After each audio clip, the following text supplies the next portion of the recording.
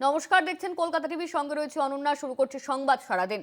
শেখ হাসিনা বিরোধী ছাত্রনেতা খুন, হাদির মৃত্যুতে উত্তপ্ত বাংলাদেশ। জায়গায় জায়গায় বিক্ষোভ, আগুন, সংবাদপত্রের অফিস ভাঙচুর, আগুন লাগিয়ে দেওয়া হয়। ভারতীয় দূতাবাসেও হামলা। সারা রাত গতকাল তাণ্ডব চলে, রাস্তায় রাস্তায় তাণ্ডব চালানো হচ্ছে। ইতিমধ্যেই হাদির খুনে এই ঘটনা, শেখ হাসিনা বিরোধী ছাত্রনেতা খুন, হাদির মৃত্যুতে উত্তপ্ত বাংলাদেশ। গতকাল সারা রাত তাণ্ডব চালানো হয়, সেখানে সংবাদপত্রের অফিস ভাঙচুর করা হয় এবং আগুন লাগিয়ে দেওয়া হয়। আবার উত্তাল বাংলাদেশ, সংবাদপত্রের অফিস ভাঙচুর করা হয়, তাণ্ডব চালানো হয় সেখানে। গতকাল সারা রাত ধরে তাণ্ডব চলে। হাদির মৃত্যু ঘিরে অশান্ত বাংলাদেশ।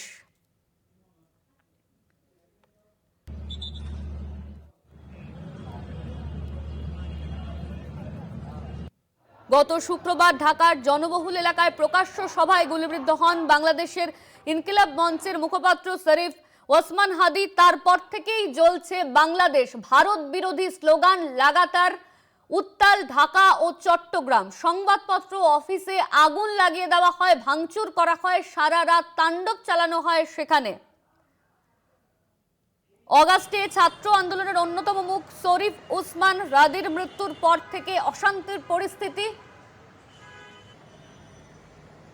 এই নিয়ে আমরা কথা বলেছিলাম মুখ্য রাজনৈতিক বিশ্লেষক জয়ন্ত ঘোষালের সঙ্গে। তার কি প্রতিক্রিয়া শুনে নেব। কথা সত্য যে পরিস্থিতিটা অত্যন্ত জটিল থেকে জটিলতর হয়ে যাচ্ছে। তার কারণটা হচ্ছে যে এই মুহূর্তে দুদিন আগেই দিল্লিতে কর্মরত বাংলাদেশের হাই কমিশন এবং হাই কমিশন দুজনকে বার্তা দেওয়া হয় এবং বাংলাদেশের হাই কমিশনার তাকে ডেকে পাঠানো হয় এবং সাউথ ব্লক তাকে ডেকে পাঠান। এই জন্য ডেকে পাঠানো হয় যে যেভাবে বাংলাদেশের আইন শৃঙ্খলার অবনতি হচ্ছে, এমনকি এমন খবরও তো গোয়েন্দাদের কাছে এসেছে যে পরেশ বড়ুয়া, যে আলফা জঙ্গি শেখ হাসিনার সময় বাংলাদেশ পরিত্যাগ করে পালিয়ে গেছিল এবং মায়ানমারে গা ঢাকা দিয়ে থাকতো, বাংলাদেশের জমিকে কখনো ভারত বিরোধী সন্ত্রাসের জন্য শেখ হাসিনা ব্যবহার করতে দেননি, এমনটাই ছিল ভারতের পারসেপশন। এবং সেটা অনেকটা ভারতের জন্য শেখ হাসিনা অনেক ডিপোর্টেশন, অনেক প্রত্যর্পণ জঙ্গিদের করতেন।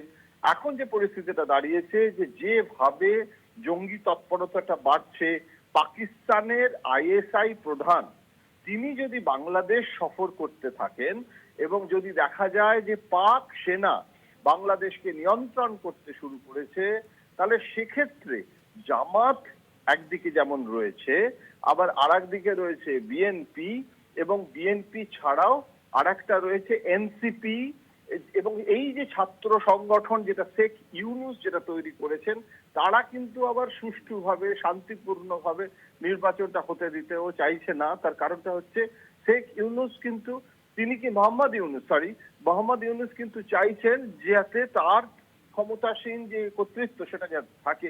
তাহলে এখন যেটা হচ্ছে, এটা কিন্তু বাংলাদেশের অভ্যন্তরীণ যে জটিলতা তার জন্যও কিন্তু কিছুটা হচ্ছে।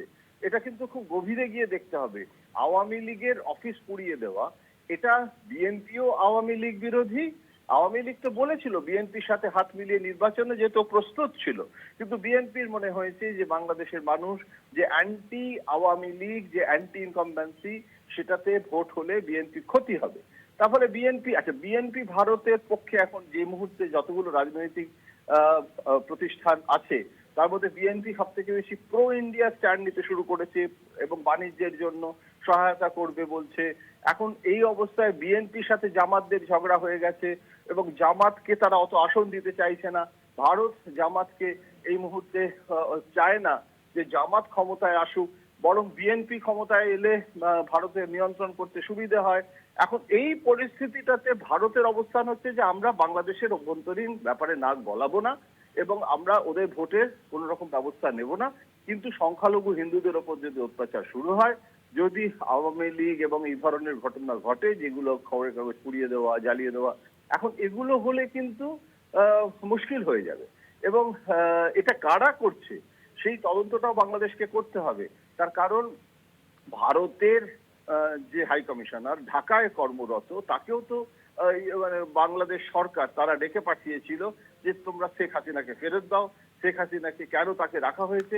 ভারতের অবস্থান হচ্ছে আমরা কিন্তু শেখ হাসিনা যেসব বিবৃতি দিচ্ছে বা সাক্ষাৎকার নিচ্ছে সেগুলো ভারত কিন্তু যে স্পন্সর করছে বা ভারত যে বাংলাদেশের নির্বাচনকে উস্কে দিতে চাইছে এমনটা নয়। আমরা আমাদের অবস্থান পরিষ্কার রেখেছি যে যেই বাংলাদেশে ক্ষমতা আসুক না কেন ভারত এবং বাংলাদেশের দ্বিপাক্ষিক কূটনৈতিক সম্পর্ককে আমরা অটুট রাখতে চাই।